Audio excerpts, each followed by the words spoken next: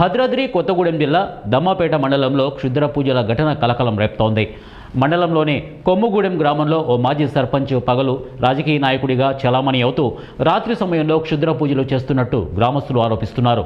అమాయక గిరిజనుల అమాయకత్వాన్ని సొమ్ము చేసుకోవడానికి ఇక నారపోగు నాగరాజు అనే మాజీ సర్పంచ్ తాంత్రిక పూజలు చేస్తూ భయభ్రాంతులకు గురి చేస్తున్నాడని గ్రామస్తులు వాపోతున్నారు.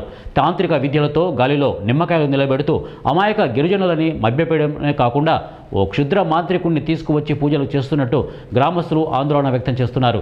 ఇక అన్నం రాసులపై జంతువుల మాంసం పెట్టి రక్త తర్పణాలు చేసి క్షుద్ర శక్తులను ఆధీనంలోకి తీసుకుంటున్నామని చెబుతూ మాంత్రికుడితో పూజలు చేయిస్తున్నట్టు తెలియడంతో గ్రామస్తులు మరింత భయోందోళనలో ఉన్నారు.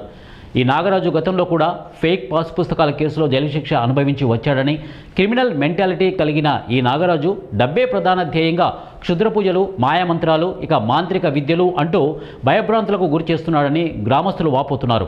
ఈ టెక్నాలజీ యుగంలో కూడా మూఢనమ్మకాల పేరుతో అమాయక ప్రజలను మభ్యపెట్టి క్షుద్ర పూజలు చేస్తూ గ్రామస్తులను భయభ్రాంతులకు గురి చేస్తున్న వ్యక్తిపై చర్యలు తీసుకోవాలని గ్రామస్తులు కోరుతున్నారు. ప్రశాంతంగా ఉన్న తమ గ్రామంలో ఇటువంటి తాంత్రిక పూజలకు పాల్పడే వారిపై తక్షణమే చర్యలు తీసుకోవాలని, గ్రామాల్లో మూఢనమ్మకాలపై అవగాహన కార్యక్రమాలు చేపట్టాలని స్థానిక యువత కోరుకుంటున్నారు.